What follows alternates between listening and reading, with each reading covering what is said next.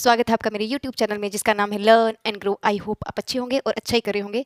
तो दोस्तों हम कर रहे हैं chapter number 5 that belongs to और biology part of standard 9th और उसमें हम ऑलरेडी हमने प्लाज्मा मेम्ब्रेन, सेल वॉल कर चुके हैं। That are the helping hands of a cell which perform the daily activities of a given cell in our body. Cell की daily life की activities में जितना भी रोल है, जो हमारे एक्स्ट्रा हेल्पिंग हैंड्स हैं, उनका बहुत बड़ा हाथ है। तो आज हम उसी के बारे में क्या कर रहे हैं, डिस्कस करने जा रहे हैं। उसमें हमने ऑलरेडी प्लाज्मा मेम्ब्रेन और सेल वॉल ऑलरेडी हम डन कर चुके हैं।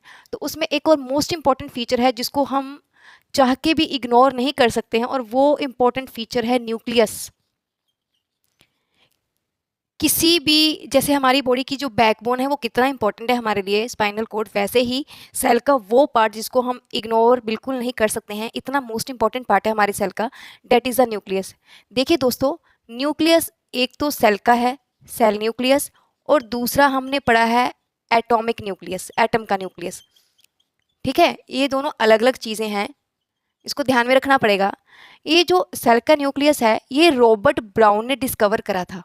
रॉबर्ट ब्राउन ने डिस्कवर करा था 1831 के अंदर। और जो एटॉमिक न्यूक्लियस है, ये हमारे अर्नस्ट रदरफोर्ड ने डिस्कवर करा था 1911 में। तो ये एटॉमिक न्यूक्लियस है और ये हमारा सेल न्यूक्लियस है, जो ऑर्चिड सेल के अंदर रॉबर्ट ब्राउन ने फाइंड आउट करा था, और ये एक हिस्ट्री क्रिएट हो गई थी पूरे सेल की। तो ये आपको याद रखना पड़ेगा कि सेल न्यूक्लियस क्या है और एटॉमिक न्यूक्लियस क्या है। चलिए दोस्तों, हम ये वो डिस्कस कर ही रहे हैं कि न्यूक्लियस क्या है। एक न्यूक्लियस का छोटा सा स्ट्रक्चर आपको स्टडी करने को मिलेगा, जिससे आपको थोड़ा आइडिया हो जाएगा कि न्यूक्लियस के अंदर कौन कौन सा पार्ट है जो हमें पढ़ना है। न्यूक्लियस जनरली सेल के सेंटर के अंदर प्रेजेंट होता है, जिसकी एक आउटर वॉल होती है और एक इनर वॉल होती है। एक इनर मेम्ब्रेन होती है और एक आउटर मेम्ब्रेन होती है। ये एक जस्ट आपको आइडिया लगाने के लिए है कि अगर आपने न्यूक्लियस पढ़ना है तो आपको स्ट्रक्चर कैसा दिखेगा। ठीक है दोस्तों, ये है हमारी आउटर मेम्ब्रेन। जो न्यूक्लियस होती है वो दो मेम्ब्रेन के साथ सराउंडेड होता है, एक आउटर और दूसरा इनर मेम्ब्रेन। ठीक है, एक इसमें एक बड़ा प्रोमिनेंट स्ट्रक्चर होता है जिसको हमने बोलना होता है न्यूक्लियोलस। Nucleolus, nucleolus. फिर एक थ्रेड लाइक स्ट्रक्चर एग्जिस्ट करता है इसके अंदर, जिसको हमने बोल देना है क्रोमोसोम्स। ये हैं हमारे क्रोमोसोम्स, जो न्यूक्लियस के अंदर क्या है, प्रेजेंट होते हैं। और न्यूक्लियस के अंदर एग्जिस्ट होने वाला जो लिक्विड होता है, जिसके अंदर ये क्रोमोसोम्स और ये हमारा न्यूक्लियोलस पड़ा है, इसको हम बोलते हैं न्यूक्लियोप्लाज्म। न्यूक्लियोप्लाज्म। देखिए, ये कुछ स्ट्रक्चर है। अगर आप अपना न्यूक्लियस स्टडी करने जाओगे, सेल के अंदर का न्यूक्लियस, प्रोमिनेंट न्यूक्लियस, तो वो क्या है, दो मेम्ब्रेन के साथ सराउंडेड है, इनर मेम्ब्रेन और आउटर मेम्ब्रेन। और उसके अंदर एक स्ट्रक्चर आपको दिखेगा प्रोमिनेंट सा, ये सर्कुलर सा स्ट्रक्चर दिखेगा, जिसको हमने बोला है न्यूक्लियोलस। ये प्रोटीन सिंथेसिस में हमें क्या करता है, हेल्प करता है।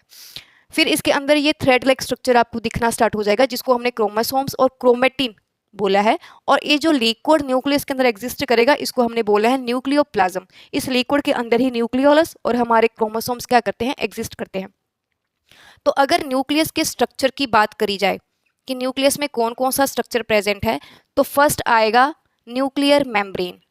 न्यूक्लियस के अंदर न्यूक्लियर मेम्ब्रेन स्ट्रक्चर प्रेजेंट है। न्यूक्लियर मेम्ब्रेन में भी दो मेम्ब्रेन है, एक तो आउटर मेम्ब्रेन है और दूसरी इनर मेम्ब्रेन है। दोस्तों, ये जो दोनों मेम्ब्रेन्स हैं, ये परमिएबल होती हैं और इनमें क्या होते हैं, स्मॉल पोर्स होते हैं, जिसमें सल्यूट और सॉल्वेंट मींस जो मिनरल्स हैं वो आपस में एक दूसरे को क्या कर सकते हैं, एक्सचेंज कर सकते हैं इजीली। दूसरा जो स्ट्रक्चर है वो है हमारा यहाँ पे न्यूक्लियोलस। न्यूक्लियोलस एक राउंडेड बॉडी शेप स्ट्रक्चर है, विच इज़ डेंस, जो आपको डेंस और डार्क कलर में दिखेगा। ये जो न्यूक्लियोलस है, इसमें प्रोटीन्स फॉर्मेशन होती है और इसमें राइबोसोम्स क्या होते हैं, प्रेजेंट होते हैं। तो प्रोटीन फॉर्मेशन होती है न्यूक्लियोलस में। तीसरी जो मोस्ट इंपॉर्टेंट चीज़ है, डेट इज़ द क्रोमोसोम्स। इसमें क्रोमोसोम्स प्रेजेंट होते हैं। आपने क्रोमोसोम्स सुना होगा। क्रोमोसोम्स एक जेनेटिक मटेरियल है। ये क्या करता है, अपने साथ डीएनए कैरी करता है। यही डीएनए जो है, जो हमारी जेनेटिक इनहेरिटेंस है, जो इंफॉर्मेशन है कि आगे आने वाली जनरेशन के अंदर कौन सा करैक्टर कैसे कोड होगा, वो हमारा डीएनए ही क्या करता है, कैरी करता है। जब तक हमारा सेल डिवाइड नहीं हुआ होगा तो ये जो प्रोमिनेंट स्ट्रक्चर है इनको हम क्रोमेटिन्स बोलते हैं, क्रोमेटिड्स बोलते हैं, क्रोमेटिड्स। पर जब हमारी सेल की डिवीजन स्टार्ट हो जाती है तो ये जो स्ट्रक्चर है क्रोमेटिड्स, ये क्रोमेटिन्स जो है ये प्रोमिनेंट हो जाता है और रोड शेप के अंदर फॉर्म होता है। यही रोड शेप्ड जो स्ट्रक्चर हैं ये बाद में क्रोमोसोम्स कहलाते हैं। पर ये कब अपीयर होते हैं? ये सेल डिवीजन के ड्यूरिंग अपीयर होते हैं। उससे पहले ये क्रोमेटिन जो है उसकी फॉर्म क्या करते हैं? एग्जिस्ट करते हैं। They are thread like structure. और यही क्रोमोसोम्स जो हैं जो डीएनए को क्या करते हैं? कैरी करते हैं। इन्हीं डीएनए का एक फंक्शनल सेगमेंट है, क्योंकि पूरा डीएनए कोडिंग का काम नहीं करता है, उसमें कुछ प्रोमिनेंट स्ट्रक्चर होते हैं जो फंक्शनल होते हैं। इन्हीं फंक्शनल सेगमेंट को जो इंपॉर्टेंट इंफॉर्मेशन कैरी करते हैं from one generation to another, उनको हमने नाम दे दिया है जीन्स। तो दोस्तों देखिए, एक तो न्यूक्लियर मेम्ब्रेन हो गया, एक न्यूक्लियोलस हो गया और दूसरा क्रोमोसोम्स हो गया। और चौथा जो मेन स्ट्रक्चर है इसके अंदर, वो हमारा चौथा जो है वो है न्यूक्लियोप्लाज्म। न्यूक्लियोप्लाज्म, न्यूक्लियोप्लाज्म वो मटेरियल है जिसके अंदर ये सारी चीज़ें क्या करती हैं? एग्जिस्ट करती हैं। ये है हमारा न्यूक्लियोप्लाज्म, जेली लाइक मटेरियल जो क्रोमोसोम्स को, न्यूक्लियोलस को क्या करता है? कैरी करता है अपने साथ। तो ये हमारा क्या था? न्यूक्लियस, जिसके स्ट्रक्चर के अंदर एक न्यूक्लियर मेम्ब्रेन होंगी, इनर एंड आउटर, जो पोरस है नेचर में, परमिएबल है और मटेरियल को एक्सचेंज कर देती हैं सेल के अंदर एक दूसरे के साथ। दूसरा है न्यूक्लियोलस। न्यूक्लियोलस एक प्रोमिनेंट स्ट्रक्चर है जो डार्क कलर में दिखता है और प्रेजेंट होता है कहाँ पे? न्यूक्लियोप्लाज्म के अंदर। प्रोटीन फॉर्मेशन में क्या करता है? ये हेल्प करता है। तीसरा है क्रोमोसोम्स और chromatins. These are the thread like structure scattered inside the nucleoplasm. और ये प्रोमिनेंट स्ट्रक्चर की फॉर्म में आता है जब सेल डिवीजन होती है हमारी, तब इनको हम क्रोमोसोम्स बोलते हैं। तब ये रोड शेप्ड स्ट्रक्चर क्या करते हैं? एक्वायर करते हैं। इन्हें क्रोमोसोम्स के अंदर हमारा जेनेटिक मटेरियल डीएनए पड़ा है और यही डीएनए जो है ये इन्फॉर्मेशन कैरी करता है from parents to their next offspring और नेक्स्ट जनरेशन, कि आने वाले बच्चे का करेक्टर जो है, जो फॉर्म है बॉडी की और कौन सा करेक्टर कैरी करेगा, वो कौन बताता है? डीएनए। पूरा डीएनए स्ट्रक्चर जो कोइल्ड फॉर्म में प्रेजेंट होता है हमारे क्रोमोसोम्स में, वो पूरे का पूरा इन्फॉर्मेशन कैरी नहीं करता है। उस डीएनए के अंदर भी कुछ फंक्शनल पार्ट होते हैं जो इन्फॉर्मेशन कैरी करते हैं from one generation to another, और उन्हीं फंक्शनल सेगमेंट को हमने नाम दे दिया है जीन्स। इसके अलावा जो फोर्थ नंबर पे जो स्ट्रक्चर एग्जिस्ट करता है, that is the liquid present within the nucleus. इस जेली लाइक लिक्विड को हमने नाम दे दिया है न्यूक्लियोप्लाज्म। तो दोस्तों ये है हमारा न्यूक्लियस।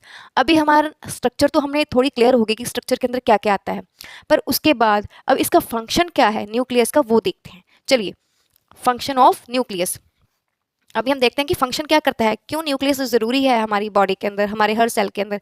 हमारे बस एक आरबीसी ऐसे सेल्स होते हैं जो वो मैच्योर होते हैं और उनमें न्यूक्लियस नहीं प्रेजेंट होता है। अदरवाइज हमारी बॉडी के हर सेल के अंदर न्यूक्लियस क्या है? ज़रूरी है, ताकि सेल डिवीज़न हो पाए। अभी हम फंक्शंस की बात करते हैं कि ये जो हमने पढ़ा है न्यूक्लियस, इसका फंक्शन क्या क्या है, क्यों ज़रूरी है फंक्शंस, और क्यों हम इसको स्टडी करें फंक्शंस। देखिए, जितने सेलुलर फंक्शन हैं, सेलुलर फंक्शन, वो सारे के सारे न्यूक्लियस क्या करता है? कंट्रोल करता है। सेल की ग्रोथ, सेल की मैच्योरेशन, कब मैच्योर हो जाएगा, एंड इवन सेल डिवीजन तक सब कौन कंट्रोल करता है? हमारा न्यूक्लियस कंट्रोल करता है। मींस न्यूक्लियस पूरी की पूरी सेल ग्रोथ को क्या करता है? अपने अंदर रखता है। पूरी सेल ग्रोथ किसके अंदर है? हमारे न्यूक्लियस के अंदर। दूसरा, सेल डिवीजन, हमारी बॉडी के जितने सेल हैं जो 1 से 2 बन रहे हैं, 2 से 4 बन रहे हैं, 4 से 8 बन रहे हैं, उनमें न्यूक्लियस जो है हमारा वो मेजर रोल प्ले करता है। न्यूक्लियस ही है वो ये इंश्योर करता है कि जब एक सेल 2 सेल के अंदर डिवाइड करे हैं तो उनके अंदर प्रॉपर जो न्यूक्लियस है वो क्रोमोसोम्स सेट की फॉर्म में लेके गया है या नहीं लेके गया है। तो सेल डिवीजन का पूरा काम कौन करता है? हमारा न्यूक्लियस। और इंश्योर करता है कि जो सेल डिवाइड हुए हैं उनके अंदर जो हमारा जेनेटिक मटीरियल है वो फुल फॉर्म में गया है या नहीं, जो जाके आगे क्या करेगा?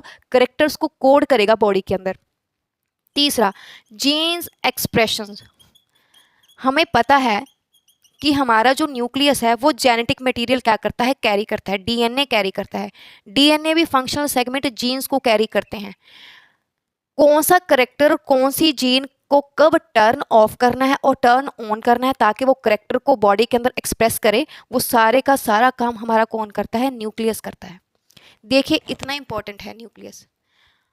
डीएनए, ये जो प्रोटीन फॉर्मेशन होती है, प्रोटीन फॉर्मेशन हो रही है, इस पूरे प्रोसेस को हमारा कौन कंट्रोल करता है? हमारा न्यूक्लियस कंट्रोल करता है। ट्रांसक्रिप्शन के प्रोसेस को न्यूक्लियस कंट्रोल करता है। अब ये ट्रांसक्रिप्शन क्या होता है? जब हमारी बॉडी के अंदर जो सेल है उसका डीएनए क्या फॉर्म करे? आरएनए फॉर्म करे, ताकि प्रोटीन्स की फॉर्मेशन हो पाए। तो उस प्रोसेस को क्या बोलते हैं? ट्रांसक्रिप्शन बोलते हैं। इस पूरे प्रोसेस को कौन कंट्रोल करता है? हमारा न्यूक्लियस कंट्रोल करता है। तो इतने सारे मेजर फंक्शन जो है वो हमारा न्यूक्लियस परफॉर्म करता है। तो ये हमारे न्यूक्लियस के क्या हैं? कुछ इंपॉर्टेंट फंक्शन। पूरी सेल की ग्रोथ, मैचुरेशन, सेल डिवीजन कौन देखेगा? न्यूक्लियस। सेल डिवीजन के अंदर प्रॉपर जो सेल डिवाइड हुए हैं वो पूरे के पूरे क्रोमोसोम्स के सेट के साथ एंटर कर रहा है, पूरे के पूरे करेक्टर कोड कर रहा है, वो कौन देखेगा? वो हमारा न्यूक्लियस देखेगा। हमारी जीन का एक्सप्रेशन हमारी बॉडी के अंदर कब टर्न ऑफ होगा और टर्न ऑन होगा, वो कौन देखेगा? वो न्यूक्लियस देखेगा। प्रोटीन की फॉर्मेशन तक का जो प्रोसेस है सेल के अंदर, जिसमें डीएनए जो है वो आरएनए की फॉर्मेशन करता है, उसको भी कौन देखता है? उसको भी हमारा न्यूक्लियस देखता है। देखिए दोस्तों, न्यूक्लियस इतना इंपॉर्टेंट पार्ट है हमारे सेल का। पूरी बॉडी के सेल्स के अंदर न्यूक्लियस क्या है? प्रेजेंट है, ताकि सेल प्रॉपरली डिवाइड करे और डिवाइड होकर प्रॉपर अपने करेक्टर जो है क्रोमोसोम्स की फॉर्म में क्या दे, जाके एक्सप्रेस करे।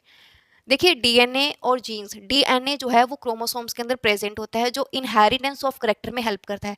पर पूरा डीएनए फंक्शनल नहीं है। डीएनए के कुछ पार्ट फंक्शंस कोडिंग का काम करते हैं, कुछ नॉन कोडिंग का। जो डीएनए का पार्ट एक्सप्रेशन देता है, चाहे को अब करेक्टर एक्सप्रेस करता है, उस फंक्शनल सेगमेंट को हम जीन्स बोलते हैं। ठीक है, तो डीएनए और जीन्स आर डिफरेंट थिंग्स। एक छोटा सा आपको एक डिफरेंस बताना था, जो कि न्यूक्लियस पढ़ते ही आपको क्लियर हो जाना चाहिए और इम्पॉर्टेंट भी है। सो मैं चाहती हूँ कि आप ये चीज़ ज़रूर करें। देखिए एक यूकैरियोट्स होते हैं, यूकैरियोट्स, ये टर्म आती है बहुत बार, यूकैरियोट्स, और एक होते हैं प्रोकैरियोट्स, प्रोकैरियोट्स, यूकैरियोट्स, प्रोकैरियोट्स। देखिए यू का मतलब होता है ट्रू और प्रो का मतलब होता है फॉल्स। ठीक है, देखिए जब हमारे न्यूक्लियस के बाहर एक प्रॉपर न्यूक्लियर मेम्ब्रेन प्रेजेंट हो, जैसे हमने आउटर और इनर पढ़ी है, आउटर और इनर मेम्ब्रेन हो, दोनों मेम्ब्रेन हो, जो ये बता दें कि सेल है एक, उसके अंदर हमारा क्या पड़ा है? न्यूक्लियस पड़ा है, और वो किससे डिमार्क हो रहा है? हमारी मेम्ब्रेन के साथ। Means nucleus demarcated by the proper nuclear membrane. अगर तो न्यूक्लियस न्यूक्लियर मेम्ब्रेन के साथ डिमार्केशन शो करता है सेल के अंदर, तो उसको हम बोलते हैं ट्रू न्यूक्लियस।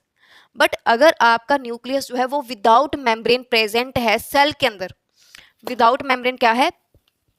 प्रेजेंट है सेल के अंदर, मींस आपका सेल तो यहाँ पे पड़ा है कोई, और उसमें न्यूक्लियस की मेम्ब्रेन नहीं है, और जो क्रोमोसोम वो ऐसे आपको एक डिमार्केशन देखेगा, और यहाँ पे क्रोमोसोम्स पड़े हैं, यहाँ पे क्रोमेटिन फाइबर्स पड़ा है, क्रोमेटिड पड़ा है, तो वहाँ पे एक प्रॉपर इन्वेल्प नहीं बना हुआ है न्यूक्लियस का। When nucleus is present without nuclear membrane, without nuclear membrane, जब न्यूक्लियस जो है वो विदाउट न्यूक्लियर मेम्ब्रेन प्रेजेंट हो, तो उसको हम बोलते हैं न्यूक्लियोइड, न्यूक्लियोइड। और ये मोस्टली किस में होता है? ये प्रोकैरियोट्स में होता है। Means bacteria cell, like bacteria cell, जिसमें प्रॉपर जो है ये डिमार्केशन नहीं होती है मेम्ब्रेन की। पर जिन सेल्स के अंदर, स्पेसिफिक प्लांट और एनिमल सेल के अंदर ये वाली मेम्ब्रेन बनी होती है, आउटर और इनर, और ये हमें बताए कि सेल के अंदर प्रॉपर न्यूक्लियस पड़ा है, जिसमें क्रोमोसोम्स है, क्रोमेटिन फाइबर है, न्यूक्लियोलस है, मेम्ब्रेन जो है वो सेल को सेपरेट कर रही है न्यूक्लियस के साथ, तो उसको हम बोलते हैं ट्रू न्यूक्लियस। और ये यूकैरियोट्स के अंदर होता है, जिनमें ट्रू न्यूक्लियस हो, विदाउट मेम्ब्रेन न्यूक्लियोइड और with membrane nucleus. It is found in the eukaryotes, it is found in the prokaryotes. So मिलेंगे नेक्स्ट वीडियो के अंदर, तब तक के लिए थैंक यू वेरी मच।